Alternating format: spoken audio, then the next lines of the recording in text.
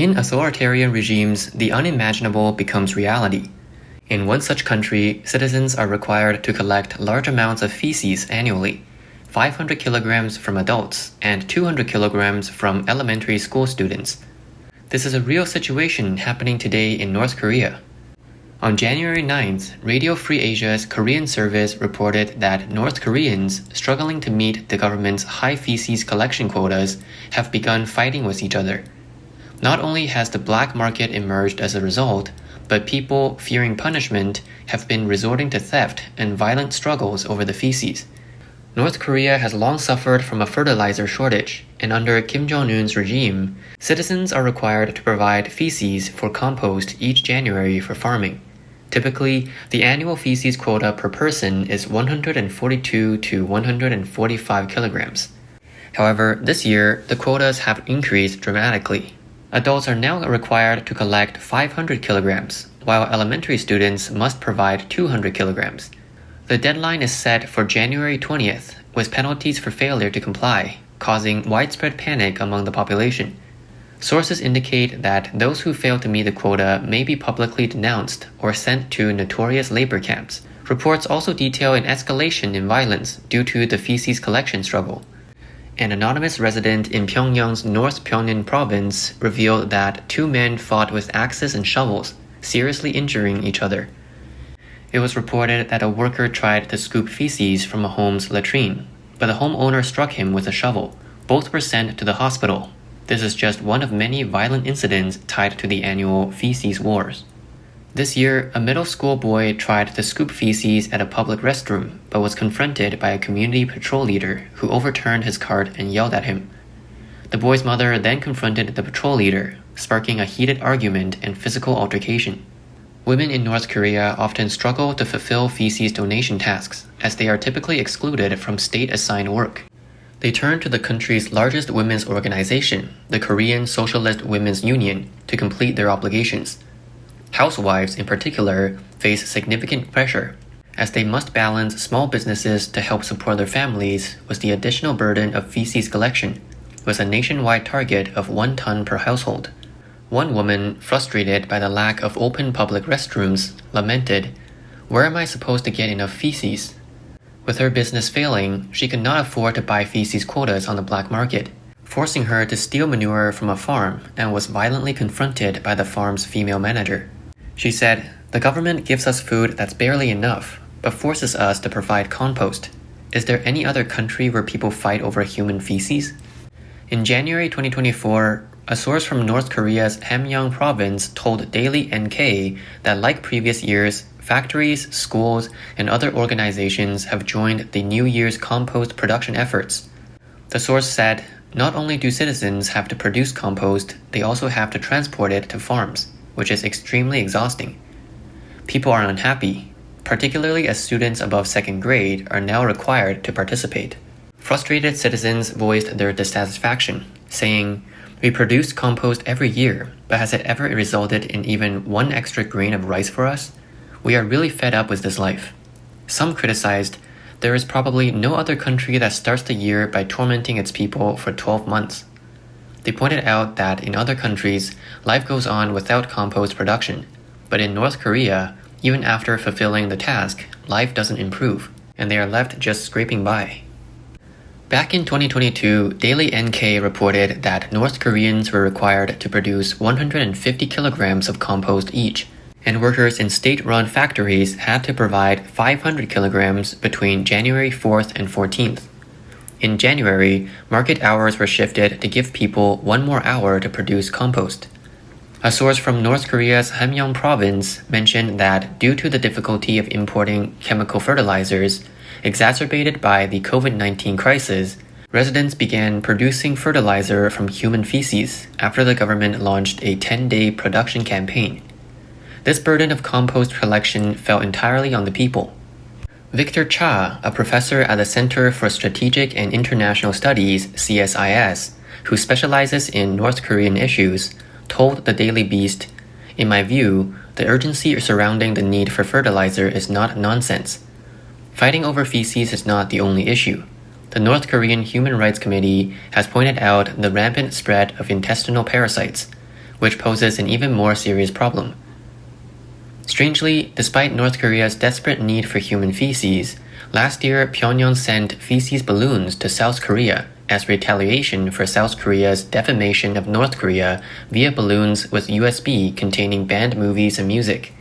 On May 29, 2024, South Korea announced that North Korea began releasing balloons loaded with garbage and waste into South Korean territory on the evening of May 28th.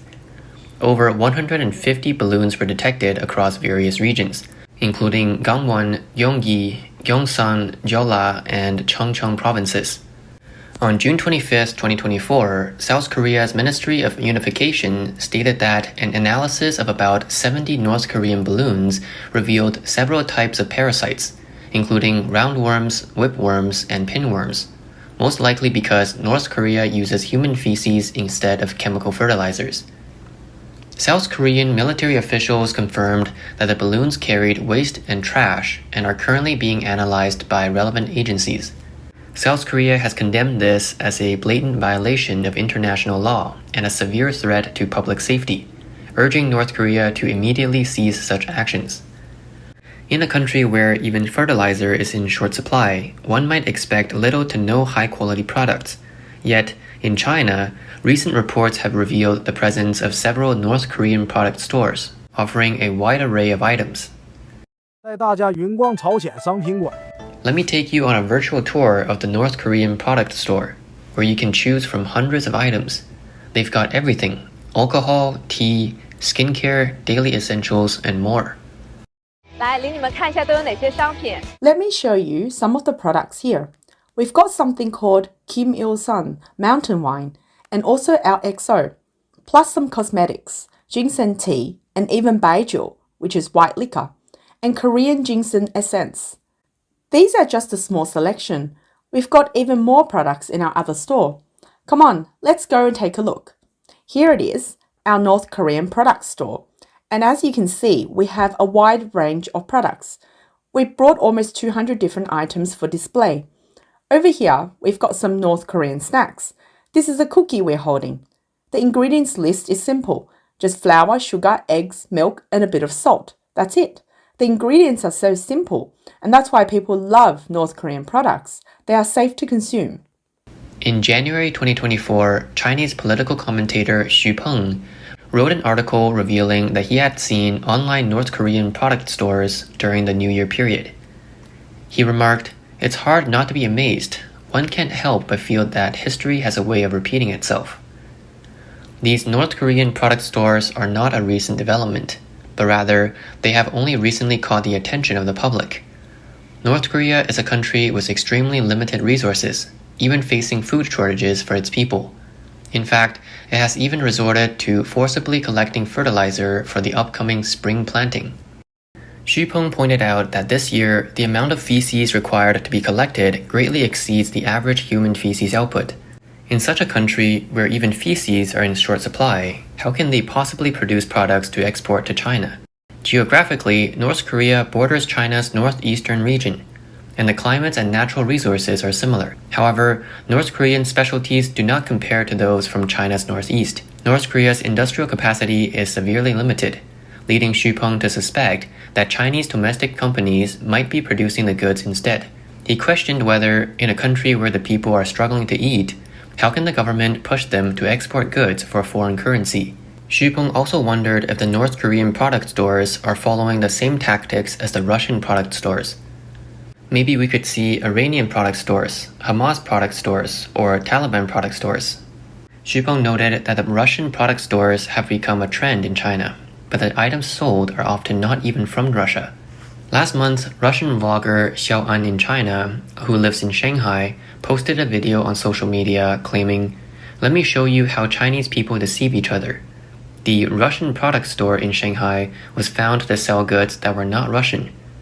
When she raised these concerns on camera, the shopkeeper asked her to leave. Just to clarify, not all of these products are from Russia. This one, for example, I've never seen in Russia. Another vlogger, Russian Shanshan and Ah Kong, discovered that a popular instant noodle brand, commonly sold in Russia for about 2 yuan, was priced at 10 yuan in Guangdong.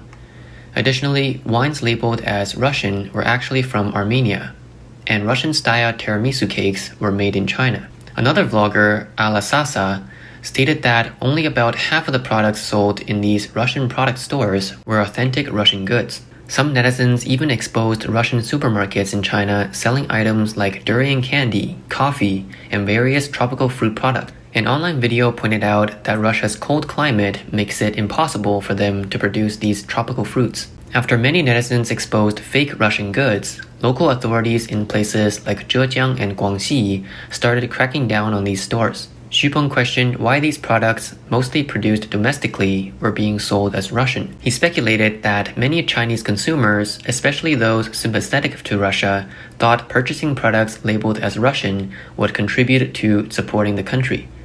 However, he argued that these were domestic merchants exploiting simple-minded consumers. Given the current situation where Russia is deeply involved in conflict, it is unlikely that Russia could be producing and exporting large quantities of consumer goods. Later, both Chinese and Russian media acknowledged that the products were counterfeit Russian goods. Russia expressed frustration, as it had not benefited from the sales of these products, but rather its name was being used to profit off consumers. As a result, the Russian product stores quickly disappeared, likely leading to significant losses for the franchisees. Xu raised concerns about what would happen to the already produced goods. Would they simply be relabeled and put back on the shelves under a different name? Chinese media also reported that very few items in the Russian product stores were actually imported from Russia, with some items coming from countries like Kazakhstan and Armenia, and a significant portion originating from China's Heilongjiang and Hebei provinces. Merchants could profit greatly by simply attaching Russian labels and printing Russian text on the packaging. Franchise representatives for the Russian supermarkets claimed that the franchise store profit margins could reach 40 to 60% through domestic diversion of exports operations. According to Qin Peng, host of the independent media outlet Qin Peng Observation, this counterfeit economy is linked to local protectionism, as China's overall economy remains sluggish. According to data from Chichacha, the number of Russian import product stores in China has steadily increased in recent years. By December 18, 2024, 841 new stores had been registered, surpassing the total registration for 2023. Currently, there are 3,532 companies in China related to Russian products. Meanwhile, China's economic situation is under close scrutiny, particularly regarding US President Trump's imposition of tariffs on Chinese goods. Due to issues like the flow of fentanyl into the US market, on February 1, 2024, the White House announced a 10% tariff increase on Chinese products. Within minutes, the Chinese government announced retaliatory measures, including a 15% tariff on US coal and liquefied natural gas, and 10% tariffs on crude oil, agricultural machinery, large vehicles, and pickups, effective February 10th. Political commentator Zhong Yuan wrote that the Chinese government's retaliatory measures were largely symbolic, only picking a few items. The measures were primarily aimed at appeasing the Chinese public, but without considering the increased hardship these tariffs could bring to the ordinary citizens. China's decision to impose tariffs on US coal and liquefied natural gas, which are not major exports to China, is unlikely to have significant repercussions for the US. Meanwhile, crucial American agricultural products were not included in the retaliation list. This reveals China's weakness. During the previous trade war, China specifically targeted US agricultural imports, but this time it refrained from doing so. The retaliatory tariffs are unlikely to slow down the retreat of foreign businesses from China. The Chinese government's decision-making process appears to lack coherence and the ability to effectively manage the country's economy. This approach has been used as a bargaining chip in negotiations with Trump, indicating the government's desperation. The Chinese leadership remains indifferent to the consequences, continuing to posture with empty threats, showing that the collective leadership model has failed. Taiwanese economist Wu Jialong discussed in Elite Forum that the tariff war will have a significant impact on China's economy. He criticized China's approach. stating that using tariffs as a form of national sovereignty and retaliation was misguided. He pointed out that no business would engage in such behavior with its customers, and Xi Jinping's eye for an eye response has only worsened the situation.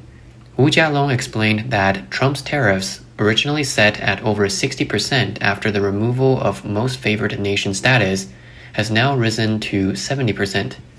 If that is still not enough, additional tariffs will follow. He further stated that China's failure to fulfill promises made to Trump will lead to more punitive tariffs, with the 10 and 15% being just the beginning. Returning to the topic discussed earlier in the North Korean government's forced collection of feces and China's counterproductive retaliatory actions, both regimes failed to prioritize the livelihoods of their people.